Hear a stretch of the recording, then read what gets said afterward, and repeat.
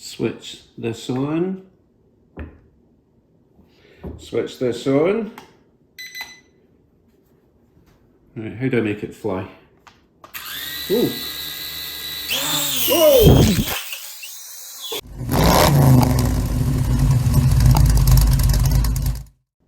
Hello YouTubes. I've been wanting a drone now for at least a year to do some nice aerial footage of car shows that I've been going to. But I've never had a drone before and I can't justify spending upwards of $600–700 to get a drone that would actually take nice video. So for once in my life I did the right thing and I bought the cheapest, nastiest little tiny drone first to practice on. So this little drone is called TOPRCBOXS. Just rolls off the tongue. S2. And it's packed with features apparently, but I don't really care about the features. I really just got this little thing just to learn how to drone. I'm not completely new to aerial, what do you call it? But I did have an electric RC plane about 30 years ago, so I'm pretty much a professional now. So we're going to fire this up and give it a go, see if it works at all. If I like it, I'll do a sort of unboxing, let you know what you get in the package. It does come with 2 batteries, I know that much, but that's probably because each battery only lasts like 2 minutes, but I guess we'll find out. So, set phasers to stun. We'll give it a shot. So I've got my camera phone mounted on the controller itself, but I'm not going to be using the camera for footage at the moment. I really just want to test the control, and I'm going to face it away from me so that hopefully it doesn't fly right into my face. So we switch that button on there, I know that much. And then we switch the button or hold the on button on the controller and it'll beep. And then we push the 2 sticks upwards to start it up, I guess. Let's give it a go. So now I'm going to press the controller sticks up. And then the left stick will control the height. I also have trim, I believe, so we might need that. Going up.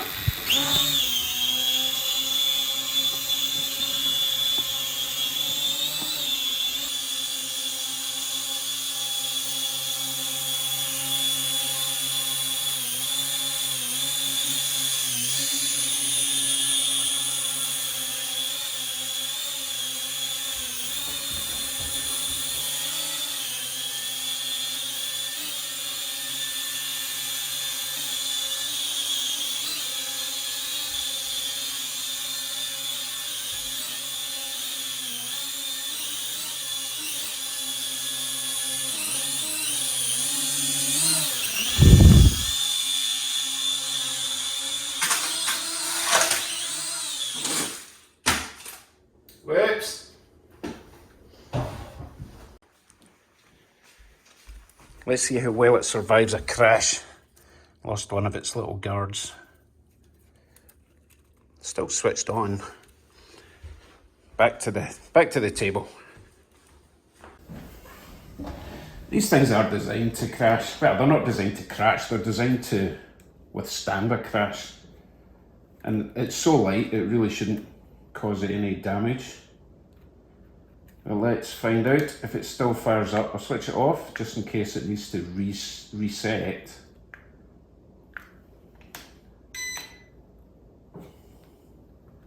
Controller back on.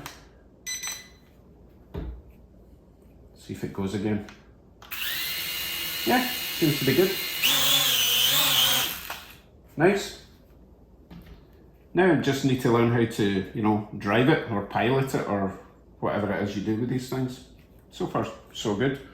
Pretty bright LEDs. I suppose I better read the instructions since they were kind enough to send some. So let me peruse through all the features and I'll get back to you when I actually know what I'm doing, or at least a little bit closer to knowing what I'm doing. But so far I really like it. Seems quite stable considering I've never flown a drone before. And I only crashed once. Yeah, I'll be crashing more, I'm sure. But yeah, I'll see you in a minute or two.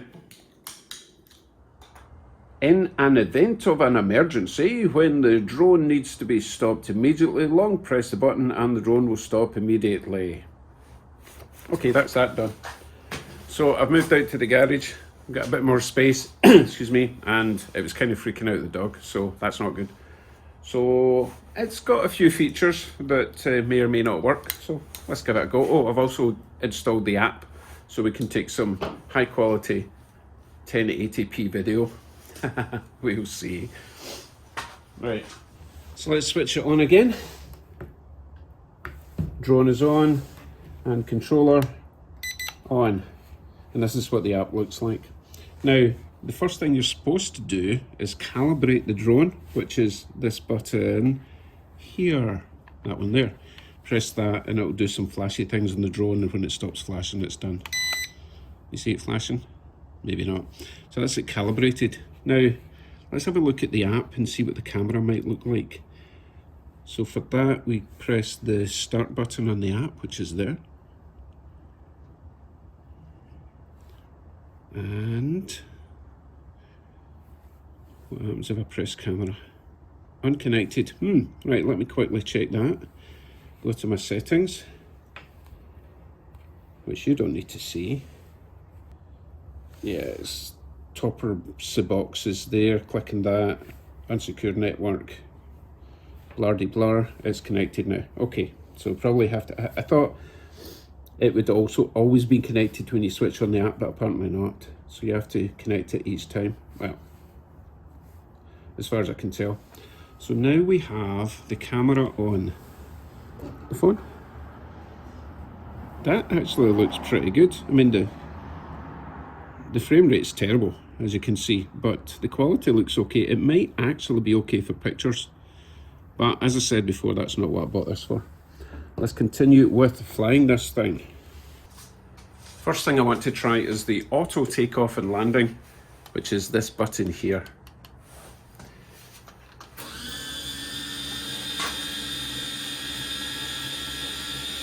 Actually, I probably need to move it a bit because we're right below this thing here. Let's try it there.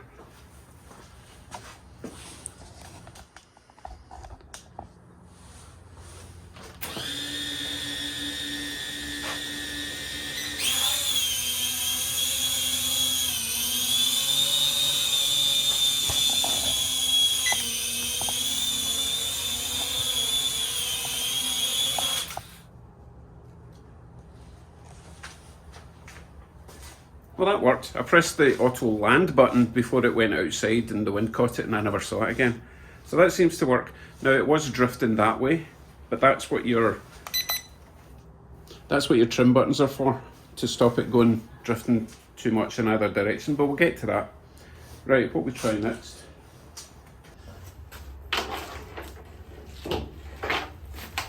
I actually really want to try the video just to see how bad it is. So it's a short press on the camera button for a photo, long press for video. So I'm going to press it long.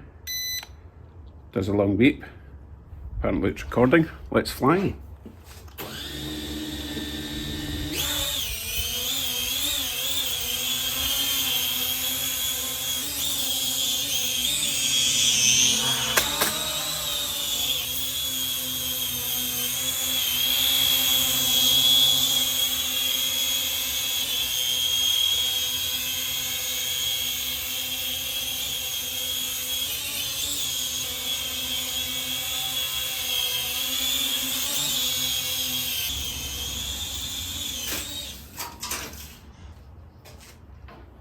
Crash that again.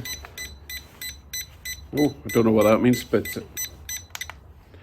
at least the camera lets you know where you've crash landed, so I can use that to find it.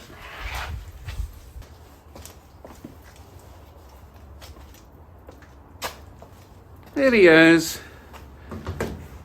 Still not broken. That's good.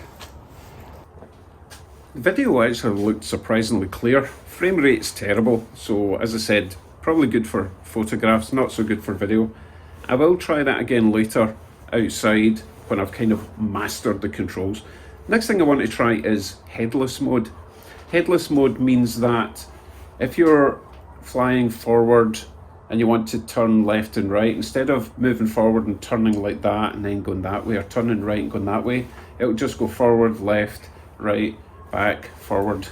It makes flying much easier, especially for a beginner, until you get used to it, and then you can start doing the proper left and right rotation thing. So headless mode, we just press the lower button once. If you hold that, it'll switch the whole thing off and it'll come crashing down for emergency use only. So let's try headless mode.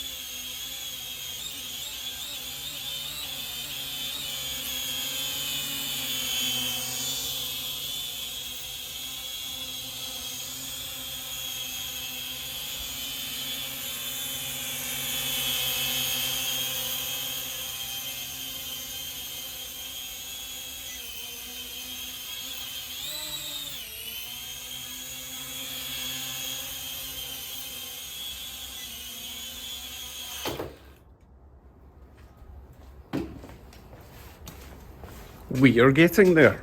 That was the auto landing feature.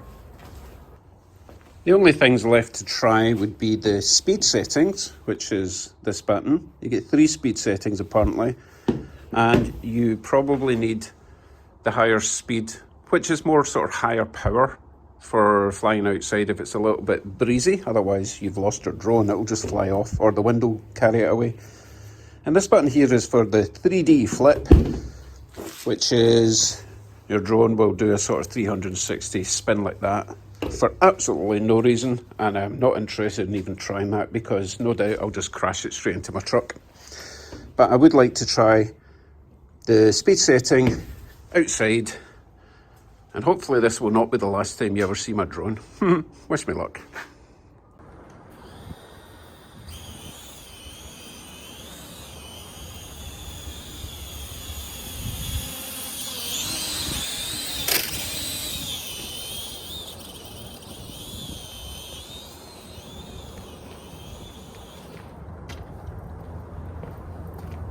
And it's gone.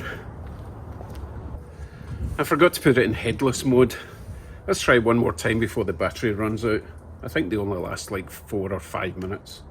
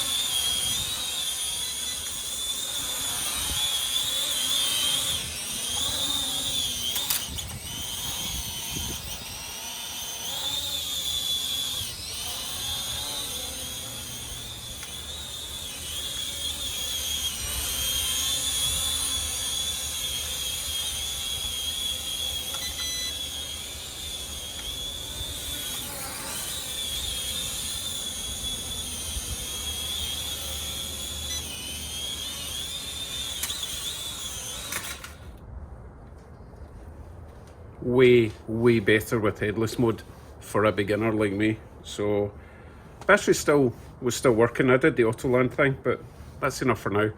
I want to charge up the other battery properly, and then we'll do a bit of a video shot at the end. See if we can make that look good. I have to say, I am pleasantly surprised. So let me show you what you get for your $50 Canadian.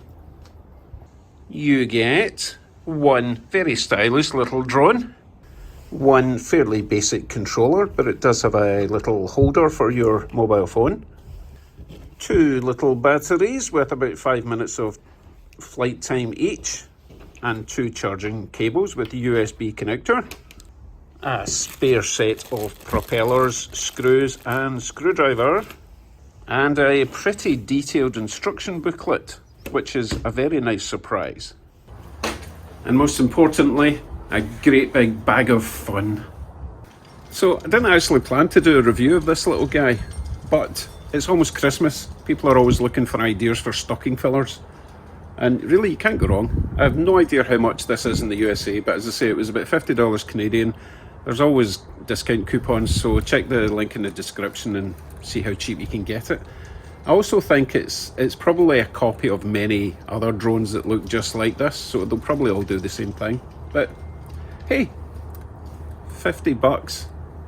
I'm really happy with this little thing. And now I can save up and get a decent one, maybe a Mavic. Ooh, wouldn't that be fancy, but they're kind of expensive. I just need to practice a lot. Right, stay tuned to the end to see the cinematic footage that I take. We'll see. Don't expect too much. But thanks everyone for watching, and thanks to my subscribers and my Patreon and YouTube channel members. Much appreciated. Time to get back to work in the truck. Meh. At least it's not snowing. Yet.